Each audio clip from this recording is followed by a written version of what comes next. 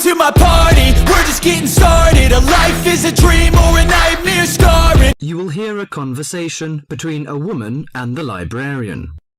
Now you have some time to look at questions 1 to 6.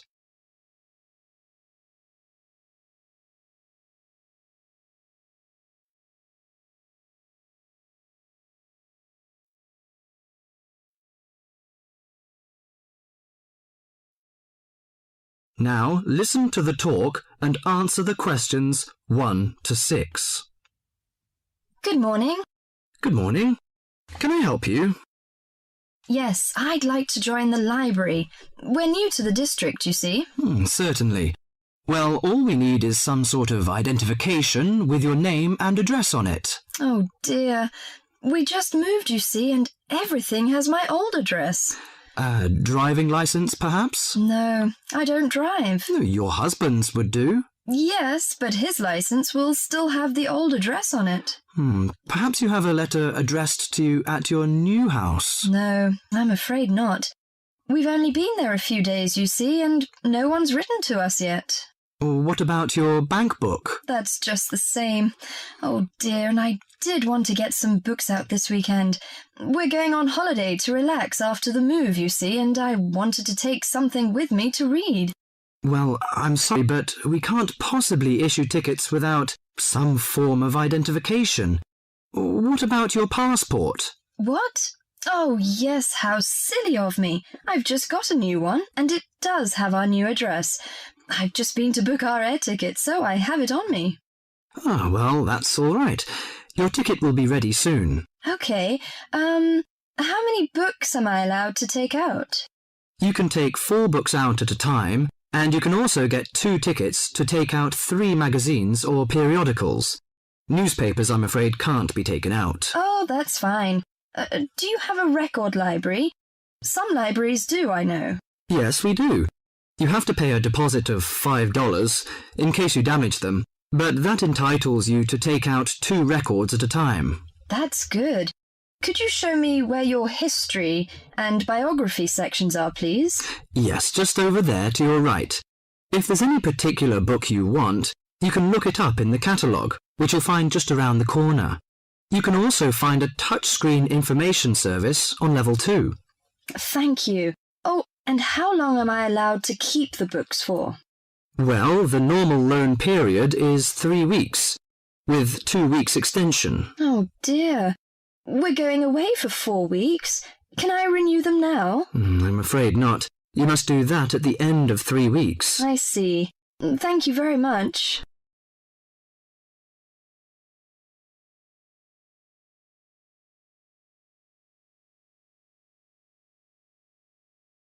Before the talk continues, you have some time to look at questions 7 to 10.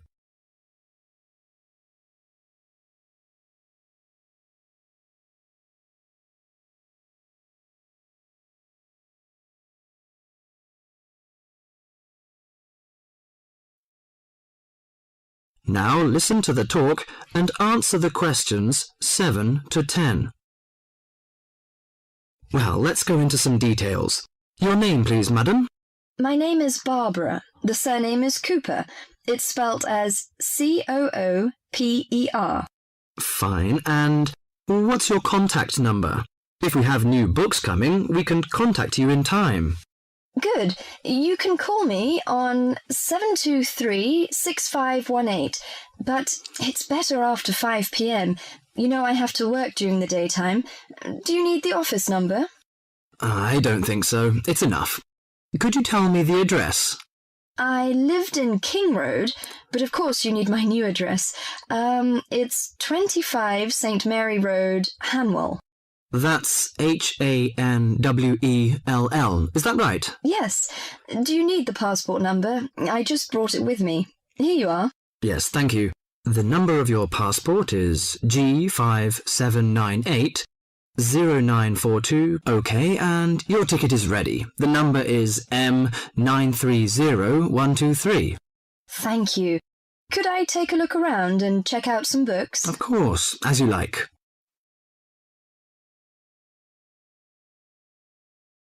That is the end of part 1. You now have half a minute to check your answers.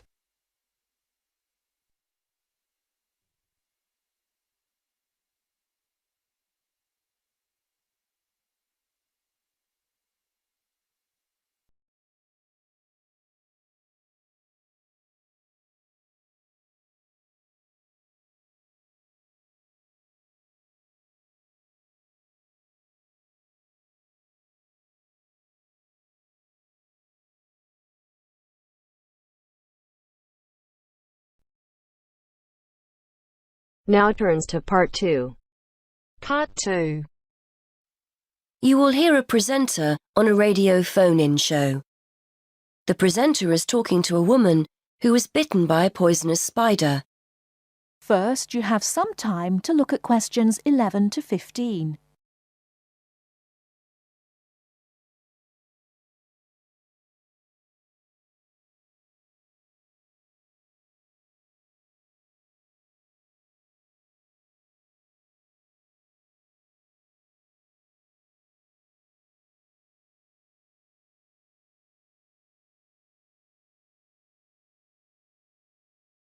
Now, listen carefully and answer questions 11 to 15.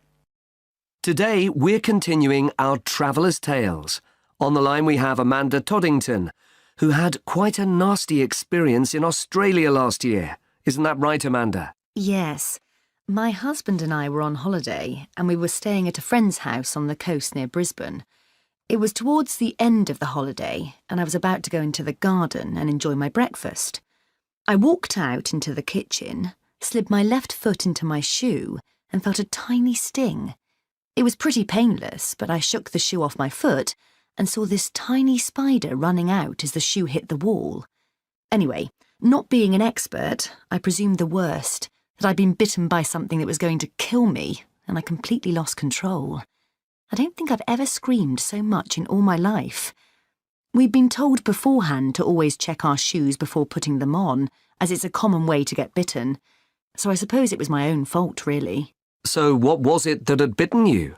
Tony, that's our Australian friend, he immediately asked me if I knew what had bitten me, and I pointed to the corner of the room where I'd last seen the spider. He picked up a jar and found the creature in the corner where the shoe had hit the floor. "It's a redback," he said, and he gently placed the jar over the spider. The funny thing was, we'd been talking about some of the creatures we needed to be careful of a few days previously, and as he said the name redback, the conversation came flooding back to me. In particular, the fact that the bite can be extremely painful. I've found out since that the redback is from the same family as the black widow spider, and it's the female that does the damage, which it turned out was what I'd been bitten by. You must have been absolutely petrified. You can say that again. I remember feeling quite confused.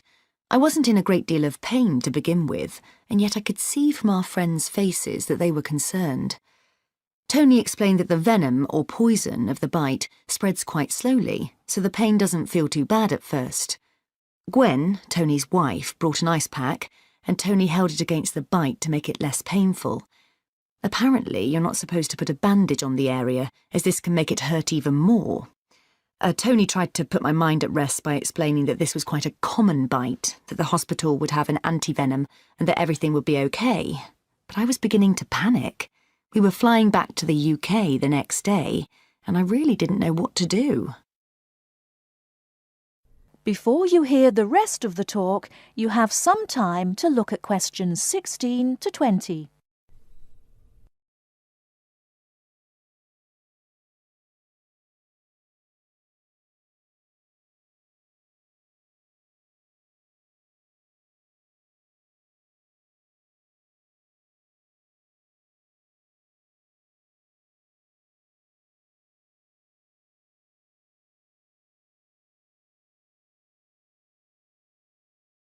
Now listen and answer questions 16 to 20. So what did you do? Well, Tony phoned the doctor, who told him to check my symptoms for the next hour or two. As time went on, the pain became very intense, from my foot right up to my knee. My husband was on the internet and was reading out the possible symptoms. I wasn't feeling sick, and I hadn't yet developed a fever, but I had a terrible headache, and my foot was beginning to swell up. At this point, Tony decided to take me to the local hospital to be on the safe side. I really didn't want to go, as I had visions of being kept in for days and all our plans being spoilt. But Tony and my husband insisted. When we got to the hospital, I was relieved to see how casual everyone was when Tony explained I'd been bitten by a red-back spider. They told me to take a seat and got on with their work. And did you receive any treatment? By the time I got to see a doctor, the pain was very intense indeed, and I was getting quite upset. The doctor decided to give me a dose of an antivenom, which he assured me would eventually deal with the problem. Unfortunately, he also explained that it wouldn't have an immediate effect and the symptoms might last for several days. But the story has a happy ending. My husband managed to book us onto another plane 1 week later. And even better news was that the symptoms of the bite finally cleared up after about 24 hours. Within a couple of days, I was back to normal again. So thanks to the spider, we managed to extend our holiday by a week.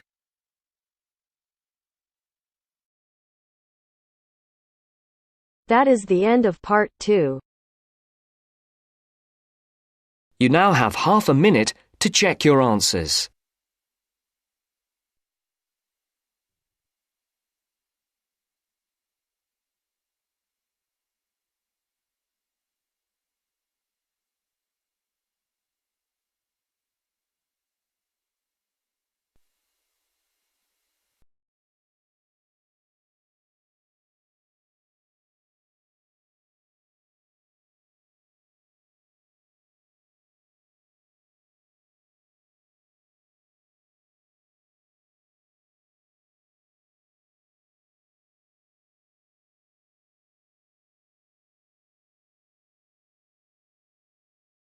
Now turns to part 3.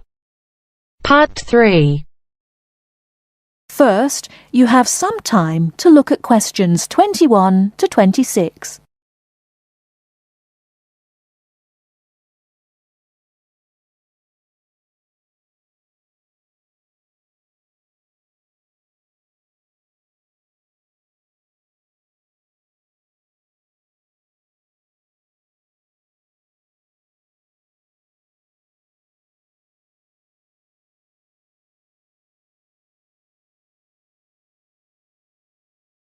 Now listen carefully and answer questions 21 to 26. So, what was it like in your school then, Lynn? Well, South African schools are very different from schools in Australia. For a start, children don't start their schooling until they are 7, quite a bit later than schools in Australia. What about New Zealand, Gail? We're more like Australia. I can't believe children don't go to school until they are 7. When do the parents get any free time? Well, there's still the availability of kindergartens or play schools. It's just that formal education doesn't start until later. I don't think it's such a good idea for children to have to be too academic at such a young age. They should be able to just enjoy themselves. Well, yeah, but the first school children go to isn't really very academic. It's just an opportunity for children to learn a few basic social skills by playing and learning with other children. Yes, I'd agree with that. I guess being so close, Australian and New Zealand schools must be similar then. Well, I suppose they do share a lot of similarities, but there are also some differences. For example, children in New Zealand go through intermediate school, but in Australia there's only high school. That's right, isn't it, Pat? Yeah, I think so. What about South Africa, Lynn? Do you have an intermediate or high school? Oh, high school. And now the difference between Australian and New Zealand education is that although both countries have state schools and private schools, our private schools are very often run by religious groups, whereas New Zealand schools are secular. That's not true. There are quite a few religious schools in New Zealand. Oh, OK, maybe we are similar. Only a few South African schools have any religious connection, so I guess we're different. Most people go to state schools. Pat, is it true that some people from your country don't have to go to school at all? Well, that's partly true. Because of the geography of Australia, there are a lot of children who do not have access to schools, at least on a regular basis. Instead, they have a form of correspondence education, where the lessons are actually on the radio and the students send their work in by post. That way they get a lot of what they would if they were in the classroom, apart from the interaction. In New Zealand, not all students have to go to school either. Some parents have opted for homeschooling. Oh, is that like correspondence teaching? We don't really have that. Well, we do have correspondence schools, but homeschooling is different. With homeschooling, the parents teach the children and set them homework. They have to present a syllabus to their local education authority before they can do that, but it is becoming a more popular choice for some parents. I suppose it also suits parents' own commitments. I mean, they don't have to worry about collecting their children from school, and they can always teach over the weekend or in the evening if they want to. Is the school day normally quite long then? Not in New Zealand, but I think it can be in Australia. Yeah, that's right. I think Australia is unusual in that there are extracurricular activities which you have to go to.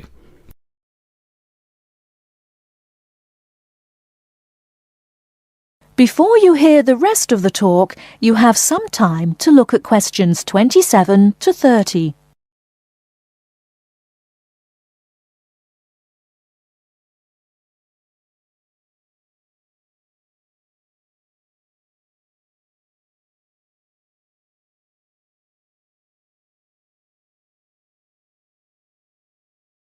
Now listen and answer questions 27 to 30. These are normally sport activities, but there are a few other options. We have activities after school for any student that is interested, but they aren't compulsory. What about in New Zealand, Gail? I had to do some sport every week. I didn't really like it, but it was part of the school day, so I guess that's not so bad.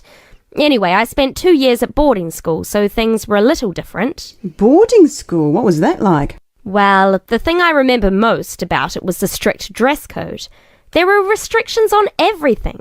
You had to wear a school uniform almost all of the time, and it had to be cleaned and ironed. The length of your skirt had to be no less than 1 inch above your knees when kneeling down. Sometimes we used to go out on school trips or just at weekends with a few friends, but whenever we were outside the school we had to wear a hat. There was one teacher who always used to give me extra homework because my socks weren't pulled up, and that was in the school late in the evening. I suppose it wasn't that bad, but at the time it felt like a prison. I kept getting into trouble for something. Most of the time I forgot something, normally my school badge. We had to wear that all the time, in the school and out, because it had our house colours on it. Wow, that doesn't sound like much fun. No, but it was a good education, I suppose.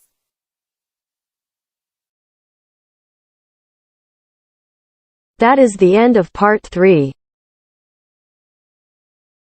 You now have half a minute to check your answers.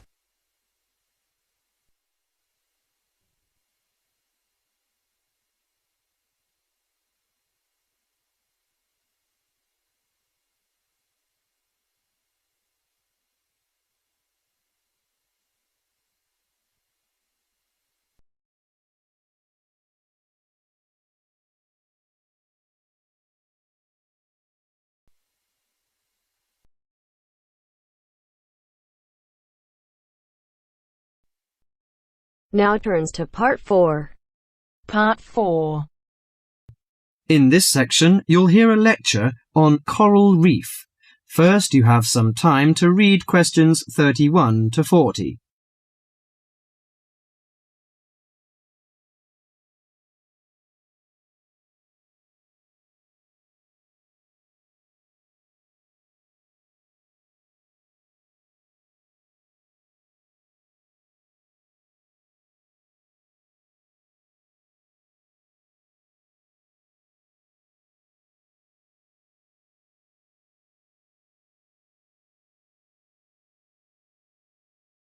Now listen carefully to the lecture and answer questions 31 to 40.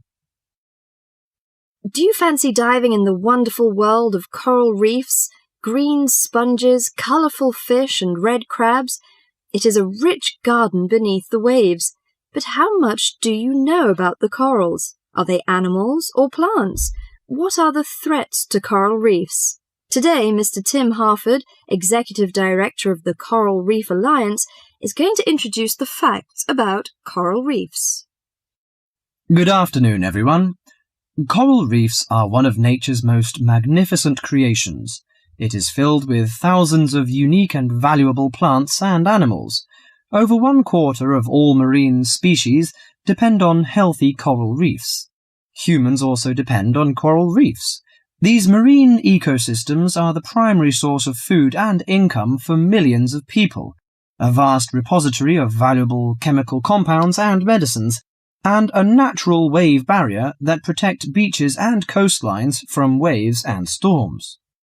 Coral is actually the exoskeletons of coral polyps. Made from limestone, these skeletons build up over time, forming the reef. New corals are born each April. At a certain hour, on a certain night, mature corals suddenly release clouds of eggs and sperm into the sea. After the fertilized eggs take root on the seafloor, they can grow up to 15 centimeters per year. Coral reefs are present in the waters of over 100 countries. These are warm, 18 to 29 degrees centigrade, shallow, sunny regions primarily between the tropics of Cancer and Capricorn. Only clear, warm salt water can support a coral reef. And because sunlight is crucial to the reef's survival, the water must also be shallow. The algae that grow on coral provide much of the coral's food. In deeper water, algae cannot get the sunlight they need to grow. Most coral reefs are in the tropics because natural conditions there are perfect. In their modern form, coral reefs have thrived on Earth for over 50 million years. In recent years, however, more than 11% of the world's reefs have been lost, with another 16% severely damaged during the El Niño event in 1998. Up to 32% of coral reefs may be destroyed by human activities in the next 30 years if we do not take action now. Corals and coral reefs are extremely sensitive. Slight changes in the reef environment may have detrimental effects on the health of entire coral colonies. These changes may be due to a variety of factors. One of the greatest threats to coral reefs is human expansion or development. As human population increases, so does the harvest of resources from the sea. Due to overfishing, reef fish populations have been greatly decreased in some areas of the world. The removal of large numbers of reef fish has caused the coral reef ecosystems to become unbalanced. As we know, corals are also very popular as decorations. A large amount of the most healthy corals are selected by commercial collectors. They sell the corals to souvenir shops, where a large number of tourists wait to purchase them as decorations or souvenirs. Coral reefs also receive much damage from both commercial and private vessels. The leakage of fuels into the water and the occurrence of spills by large tankers are extremely damaging to local corals. Although much of the coral reef's degradation is directly blamed on human impact, there are several natural disturbances which cause significant damage to coral reefs. The most recognized of these events are hurricanes or typhoons, which bring powerful waves to the tropics. These storm waves cause large corals to break apart and scatter fragments about the reefs. Home to a diverse community of creatures, coral reefs are underwater treasure chests of colour and activity. Predators and prey swim and crawl among the coral in nature's never-ending dance of life and death. This lively, fascinating world beneath the waves is just waiting to be explored. That is the end of part 4. You now have half a minute to check your answers.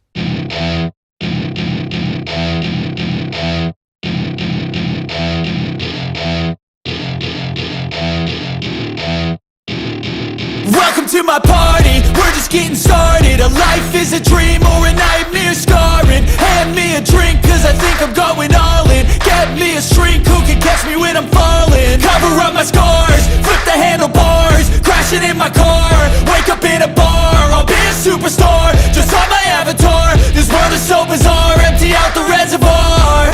Yeah, I'm taking 6 shots, yeah, straight to the face. And I wanna get lost, I'm sick of this place. Don't know how to stop when I'm feeling this way. So I'm taking 6 shots till I'm feeling okay. I think I'm going crazy, don't think I'll get home safe. so I'm taking 6 shots all straight to the face.